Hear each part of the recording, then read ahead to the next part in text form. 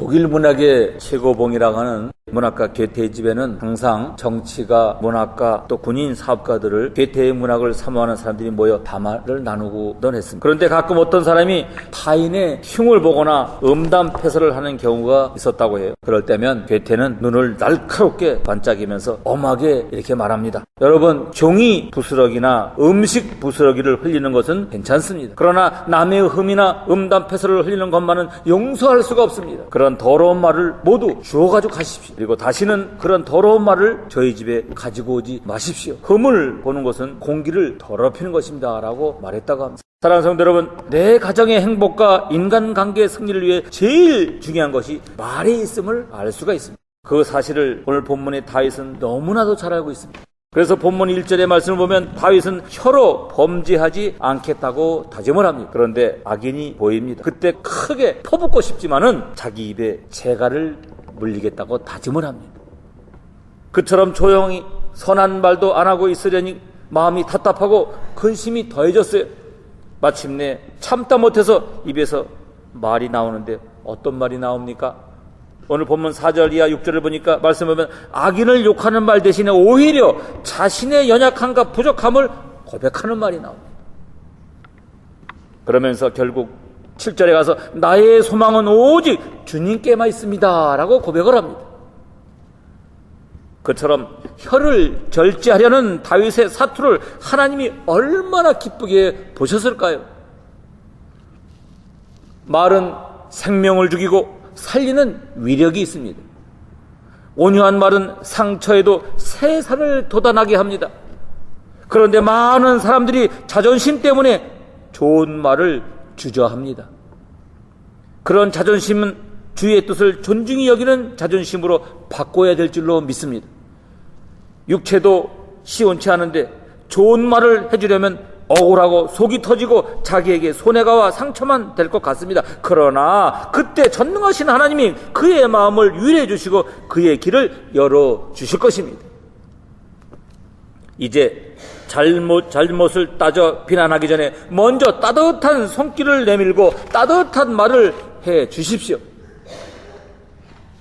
만약 그래도 상대방이 계속 못된 언동을 한다면 사랑하는 마음은 가지고 있되 그를 외면하고 멀리 하십시오. 때로는 사람을 가려 사귈 줄도 알아야 자신에게도 유익이 되고 상대방에게도 성숙하게 될 기회를 줄 수가 있는 것입니다. 여러분, 주님께 소망을 두십시오. 사람은 대개 보면 자신의 혀도 잘 다스리지 못합니다. 그처럼 인생은 강한 것 같지만 너무나도 연약한 존재들입니다. 그런 연약한 존재가 인생을 지혜롭게 살려면 몇 가지 사실을 생각하며 살아야 하는 것입니다. 첫째로, 인생은 한 번 살다 가는 일생이라는 사실입니다. 일생. 자신의 생애가 한 번이라도 생각하면 얼마나 나는 사는 것이 소중하고 귀한 것이겠습니까? 인생은 연습 시간이 없이 이대로 종말을 향해 한 번 살다 가는 것입니다. 그래서 이 땅에서는 지금 생애가 처음이자 마지막인 것입니다. 둘째로, 인생은 짧다는 것입니다. 젊을 때는 잘 느끼지 못해도 나이가 50쯤 넘으면 인생의 허무함과 무상함을 실감하게 됩니다. 10대는 봄을 생각하는 사춘기이지만 50대는 가을을 생각하는 사춘기입니다. 그처럼 인생의 거울이 되면 정욕도 영광도 명예도 서서히 사라지다가 곧 영원히 잊혀질 때가 찾아오는 것입니다. 셋째로, 인생은 나그네 길이라는 사실입니다. 인생은 나그네 길이다. 사람은 세상에 잠깐 살다 언젠가 돌아가야 할 존재입니다. 어디로 돌아갑니까? 영원한 천국 고향집으로 돌아갈 수도 있고 아니면은 영원한 지옥으로 돌아갈 수도 있는 것입니다. 왜 다윗이 위대한 삶을 살 수 있었습니까? 자기 인생이 나그네 인생임을 잘 알고 하나님을 철저히 의지하며 살았기 때문입니다. 오늘 본문 4절 10절의 말씀 보면 다윗은 이런 고백을 합니다. 하나님, 저의 종말과 연한을 알게 하시고 연약함을 알게 하소서. 한 뼘 길이만한 제 일생을 생각하면 잘 나갈 때도 허무함을 느끼는 그림자와 같은 인생입니다. 사람들이 헛된 일로 소란을 피우며 재물을 쌓지만 그 재물이 자신의 것이 되지 못하는 것을 압니다. 그래서 저는 오직 주님만을 바라봅니다. 저의 소망은 주님께 있습니다. 다윗처럼 나그네 의식을 가지고 살아가야 하는 것입니다. 하나님은 이 땅에서 떵떵거리며 살기보다 늘 천국을 소망하며 살기를 원하십니다. 결국 성도의 최상의 고백은 이런 고백이 아닙니다. 하나님 덕분에 부자가 되었어요. 그리고 출세했어요. 성공도 했고요. 물론 그런 고백을 통해서도 하나님이 영광을 받을 수 있지만 하나님은 이런 고백을 더욱 기뻐하십니다. 하나님, 저는 외로운 나그네입니다. 하나님 없이는 한시도 살 수가 없습니다. 이 시간도 주님의 은혜로 호흡하며 살아갑니다. 이런 고백이 우리에게 있어야 될 줄로 믿습니다. 사도 바울도 나그네 의식이 철저했어요. 그는 나그네처럼 직접 텐트를 만들어 팔면서 자비로 복음 전파를 위해 아시아와 유럽의 각지를 다녔습니다. 결국 나그네가 세계 복음화의 기초석이 되었던 것입니다. 이제 다윗이나 사도 바울처럼 자신이 외로운 나그네임을 고백하고 다른 외로운 나그네를 사랑하고 격려하며 사시기를 바랍니다. 곧 이 땅을 떠나게 될 나그네는 사실 누구도 미워하지 말아야 합니다. 가정에서 원수 같은 배우자도 불쌍하게 생각해야 합니다. 인생은 일생입니다. 그의 청춘과 인생도 한 번이고 내 청춘과 인생도 한 번인 것입니다. 그처럼 일생의 의미와 만남의 의미를 깊이 생각하면 무언가 애틋한 감정이 생기는 것입니다. 사실 외로운 나그네 인생길에서 조금만 기대치를 낮춘다면 동반자가 있다는 사실 그 자체만도 얼마나 감사한 일이겠습니까? 우리 모두가 이런 마음을 가지고 살아간다면 어디 이혼하고 헤어지는 가정들이 어디 있겠습니까? 세상은 다리와 같습니다. 그래서 지혜로운 자는 다리를 건너는 수단으로만 사용하고 다리 위에 집을 짓지 않습니다. 왜요? 사람들과 싸우고 갈등합니다. 자신이 나그네임을 잊고 다리 위에 큰 집을 지으려고 하기 때문인 것입니다. 세상에 올 때 가져온 것이 없고 또한 세상을 떠날 때 가져갈 것이 없습니다. 그러므로 너무 많이 가지려고 하지 마십시오. 더 가졌다고 행복한 것도 아니고 덜 가졌다고 불행한 것도 아닙니다. 물질은 없어도 재벌들보다 행복하게 사는 사람들이 얼마나 많은지 모릅니다. 대부분의 사람은 자기가 가진 것을 다 쓰지 못하고 세상을 떠납니다. 그것을 생각하고 세상적인 욕망을 버리고 그때부터 마음이 얼마나 편해지는지 모릅니다. 어느 억척스러운 부인이 있어요. 너무 억척스러워 돈이라면 세상 말로 사족을 못 씁니다. 가족과도 싸우는 걸 서슴지 않습니다. 그렇게 억척스럽게 사니까 돈을 많이 모았지만 마음은 늘 불편합니다. 그런데 어느 날 그 집에 억척 같은 그분에게 더 억척스러운 며느리가 들어왔어요. 그때부터 두 억척스러운 여인이 싸움을 합니다. 그 집안에 남자의 존재감은 없어졌어요. 그런데 시간이 갈수록 며느리의 억척이 시어머니의 억척을 압도해 갑니다. 마침내 며느리가 억척스럽게 몰아붙여서 억척스러운 시어머니가 골방으로 내려가게 됐어요. 그렇게 비참한 모습으로 늙어서 골방에 있는데 하루는 형제들이 찾아와 말합니다. 그렇게 억척스럽게 살았지만 결국 골방이네요. 왜 그렇게 사셨어요? 인심 좀 쓰시면서 사시지. 그 말을 듣고 부인은 회한의 눈물을 흘렸지만은 가족 누구도 할머니에게 동정의 눈물을 흘리는 사람이 없었다고 합니다. 사람들은 대개 자기가 가진 것을 다 쓰고 가질 못합니다. 그런데도 돈에 집착해서 미워하고 싸우니 얼마나 안타까운 일입니까? 우리가 흔히 보는 일 아닙니까?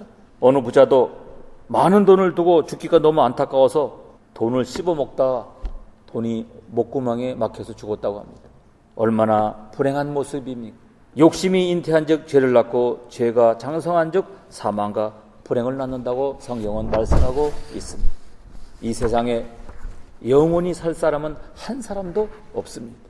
요한일서 2장 15절 이하에 이 세상이나 세상에 있는 것들을 사랑하지 말라. 누구든지 세상을 사랑하면 아버지의 사랑이 그 안에 있지 아니하니 이는 세상에 있는 모든 것이 육신의 정욕과 안목의 정욕과 이생의 자랑이니 다 아버지께로부터 온 것이 아니요 세상으로부터 온 것이니라. 이 세상도 그 정욕도 지나가되 오직 하나님의 뜻을 행하는 자는 영원히 거하느니라. 아멘.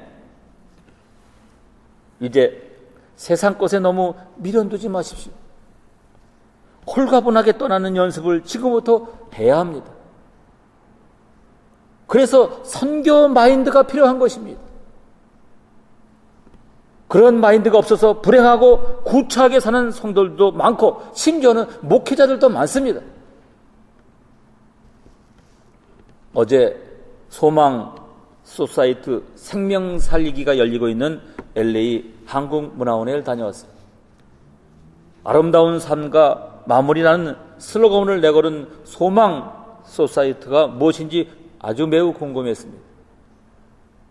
소망 소사이어트는 아름다운 삶, 아름다운 마무리라는 슬로건을 걸고 창립한 봉사단체였어요. 출생과 결혼을 준비하듯이 죽음 또한 삶의 과정 중 하나로 자연스럽게 받아들이고 웰빙 웰, 에이징 웰, 다잉 캠페인을 벌이며 이와 함께 생명 살리기 위해서 아프리카와 중남미 등의 우물과 유치원을 짓고 있는 사업을 하고 있었습니다. 소망 소사이어트는 소망 유서 쓰기 운동과 죽음을 상기하며 자신의 인생을 되돌아보는 삶의 터닝 포인트 프로그램을 통해서 인생의 아름다운 마무리를 준비하는 데 목적을 두고 있었습니다. 그리고 각계각층에서 기증받은 예술품을 판매해서 그 수익금을 사회에 환원, 어려운 이웃을 그리고 독거노인을 돕고 북한의 결핵 환자 퇴치에 힘을 쓰고 있는 유진벌 재단에 성금을 전달하고 북녘 동포들에게 생명이 얼마나 소중한지를 일깨워 줄 것을 기대하고 그리고 저 아프리카 차드라는 지구상에 이런 나라가 있구나 할 정도로 비참하게 살아가는 저들에게 소망의 오물을 퍼주는 사업을 하고 있었어요. 참으로 좋은 사업이라고 생각이 되어서 같이 간 목사님과 함께 회원으로 등록하고 후원자가 되었습니다. 여러분, 소망 소사이트에 일하는 동영상을 제가 언젠가 보여드리도록 하겠습니다. 사람의 날 때와 죽을 때를 보면 묘한 교훈을 갖습니다. 아이들이 태어날 때 보면 주먹을 꽉 쥐고 태어나지 않습니다. 그리고 살면서 권세와 지식과 돈을 하나씩 쥐면서 살아갑니다. 그러나 떠날 때는 누구도 예외 없이 저절로 손을 쫙 펴고 죽습니다. 그처럼 저절로 손이 펴져서 그 쥐인 것을 자기의 의지와 상관없이 의미 없이 놓게 되기 전에 내 손에 있을 때 자기의 선한 의지를 담아 선한 어떤 일을 위해 거룩한 인심을 많이 써야 될 줄로 있습니다. 선하고 의미 있는 삶을 외면하고 끝까지 억척스럽게 움켜쥐려고만 하면 언젠가는 자기보다 더 억척스러운 사람을 만나 다 빼앗기는 것입니다. 그러면 그때는 누구도 자신을 위해 눈물을 흘려줄 사람이 없게 되는 것입니다. 얼마나 안타까운 인생입니까? 예수님은 태어나실 때 아무것도 없이 마국간에 태어나셨습니다. 그리고 나그네처럼 사시다가 돌아가실 때는 속옷 하나만 입고 돌아가셨습니다. 왜요? 왜 예수님이 다 벗고 가셨습니까? 조금이라도 세상 것이 있었다면 그것 때문에 예수님은 제대로 보지 못하기 때문입니다. 그처럼 천국행을 잘 준비하려면 다 벗어버릴 줄 알아야 하는 것입니다. 손에 다이아몬드 반지라도 끼어 있으면 자신이 죽을 때 사람들이 겉으로는 아이고 라고 하지만 저 다이아 반지를 어떻게 내가 가질까라고 계산을 하게 되는 것입니다. 결국 욕심이 인간 관계의 정강까지도 상실하게 만드는 것입니다. 그처럼 겉으로는 눈물을 흘리지만 속으로는 계산하게 만드는 그런 비참한 죽음의 대상이 되지 말고 자기 존재만 남기고 다 벗어버릴 준비를 해야 하는 것입니다. 그때 진정한 인격적인 만남과 행복이 주어질 것입니다. 사랑하는 여러분, 교회를 아끼고 사랑하십시오. 마지막으로 나그네 인생길에 한 가지 꼭 기억할 일입니다. 그것은 나그네 인생길에서 힘들고 밤이 깊어갈 때 편히 쉬어갈 곳이 있다는 사실입니다. 그것은 바로 교회입니다. 해가 저물어 갈 수 없을 때 나그네는 주막집을 찾아 밥을 먹고 쉬었다가 다음날 출발할 때 주막집 주인에게 길을 묻습니다. 그러면 주막 주인은 친절하게 길을 안내해 줍니다. 그 주막이 바로 교회이고 주막집 주인이 바로 영적인 멘토인 것입니다. 오늘도 나그네 인생길에 잠깐 안식하고 본향으로 가는 길에 도움이 되는 몇 가지 지침을 받고 길을 나서려고 영적인 주막인 교회에 온 줄로 믿습니다. 교회에서 앞으로 고향으로 갈 사람들이 고향 음식을 먹으며 고향 소식을 듣는 시간이 바로 예배 시간인 것입니다. 그처럼 예배를 통해 말씀을 들으면서 천국의 소망을 뚜렷하게 하십시오. 결국 철저한 예배 생활과 말씀 생활에 인생 승리와 행복의 길이 열린 줄로 믿습니다. 여러분, 교회를 주님의 몸처럼 사랑하고 성도 간에 서로를 사랑하십시오. 교회는 한 몸의 공동체입니다. 성찬식을 왜 합니까? 주님 안에서 한 몸 공동체임을 확인하기 위해서인 것입니다. 그처럼 항상 교회의 필요에 최우선의 관심을 가지고 교회의 부흥의 힘을 보태십시오. 교회는 세상 정복을 위한 본진입니다. 교회에서 예배를 잘 드리면 얼마나 영혼이 강해지는지를 모릅니다. 특별히 교회 생활을 잘 하려면 언어 생활을 잘 관리해야 합니다. 마귀가 교회를 깨트리려고 얼마나 많은 부정적인 말을 유포합니까? 우리가 지금 교회 규모가 작아서 그렇지 조금 크다는 교회는요 정말 별의별 말들이 많습니다. 사실 외적인 침입보다 내부 분열이 더욱 무서운 적인 것입니다. 외적인 공격을 받으면 오기로 더 뭉쳐지지만 내적으로는 그것이 틀렸다 그는 틀렸다 하면 그만 자멸하고 맙니다. 그러므로 부정적인 말은 가급적 삼가고 현실은 어려워도 힘써 서로를 격려해주고 꿈과 비전을 일깨워 주십시오. 광야 생활에서 이스라엘의 60만 명의 이상의 장정이 부정적인 말로 죽어갔어요. 할 일을 찾는 교회는 흥하지만은 할 말을 찾는 교회는 망하는 것입니다. 이제 할 말만 찾아내지 말고 자신 안에 주어진 약속의 말씀을 찾아내십시오. 그 약속의 말씀을 내세워 열심히 서로 격려해주면 반드시 말한 대로 이루어질 줄로 믿습니다. 살다 보면 어려운 일이 생길 때가 있습니다. 그때는 문제점을 찾지 말고 더욱 좋은 말을 해 주십시오. 교회와 가정에서는 더욱 그렇습니다. 사실 어려울 때는 정이 깊어질 호기입니다. 왜 요새 교회에 대한 애틋한 정이 없습니까?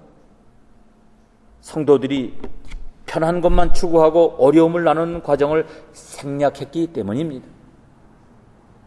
요새는 대형교회 교인들이 오히려 이런 말을 해요. 교회가 너무 크면 안 좋다 이런 말들을 한다고 합니다. 속 깊은 정이 잘 생기지 않기 때문인 것입니다. 애틋한 정은 자신의 피와 땀과 눈물로 무엇인가를 키울 때 생겨나는 것입니다. 그렇게 키우면 동물과도 정이 깊어지는 것입니다. 제가 강아지와 같이 살지 않습니까? 같이 먹고 자고 목욕시키고 완전한 식구입니다. 외출해서도 얼마나 궁금한지는 몰라요. 이 녀석이 잘 있나? 그렇다고 매일 데리고 다닐 수도 없고요. 우리 사모님은 강아지 2마리 때문에 어디 가지도 못하지 않습니까? 세 식구가 사는데요.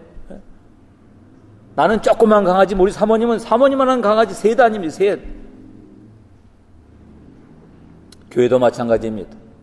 자신의 피와 땀과 눈물로 교회를 키우는 과정을 생각하고 교회로부터 무엇인가를 얻기만 바라면 절대로 거룩한 축복의 연줄이 생기지 않습니다. 연줄은 작은 공동체일 때 같이 고생한 사람에게만 주어지는 축복인 줄로 믿습니다. 교회가 너무 커져서 내 힘과 정성이 교회를 기르는데 거의 영향이 없게 되면 시간이 지나도 정이 잘 생기지 않고 축복의 연줄도 형성되질 않아요. 결국 내 피와 땀과 눈물을 통해서 무엇인가를 기르는 것은 자신의 축복나무를 기르는 것과 같은 것입니다. 그 원리를 깊이 인식하고 교회를 자신의 애틋한 손길로 섬기고 사랑하고 살피십시오. 그 순수한 헌신이 인정될 때 하나님은 이제 됐다라고 하시며 축복의 문을 활짝 열어 주실 것입니다. 심은 대로 거두고 준 대로 받습니다.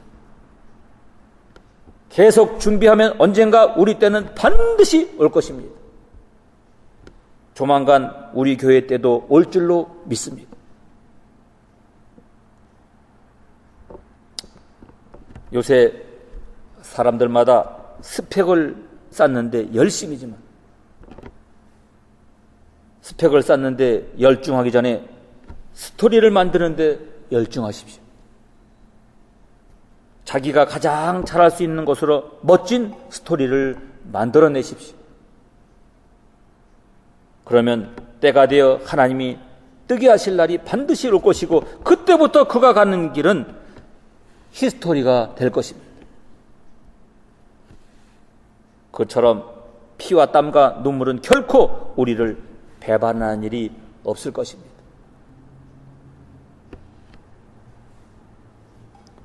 지금 음지에 있다고 할지라도 자신에게 주어진 사명과 축복된 운명을 향해 나아가면서 피와 땀과 눈물을 흘리기를 아끼지 마십시오.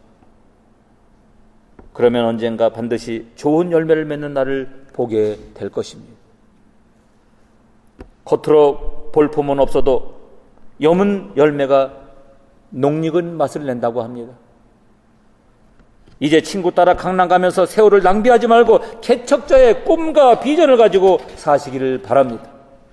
누가 봐주지 않아도 한적한 길에서 향내를 풍기는 들꽃처럼 늘 예수님의 향기를 풍기며 사시기를 주님의 이름으로 축원합니다. 그 향기에 끌려 삶에 지친 나그네 인생들이 교회에 와서 주님을 알게 되면 축복이요 그것이 성공인 것입니다. 항상 주님이 꼭 붙잡고 주님의 향기를 날리며 많은 영혼을 주님 품으로 이끄는 복된 심령들 여러분 모두가 되시기를 주님의 이름으로 축원드립니다. 축원합니다.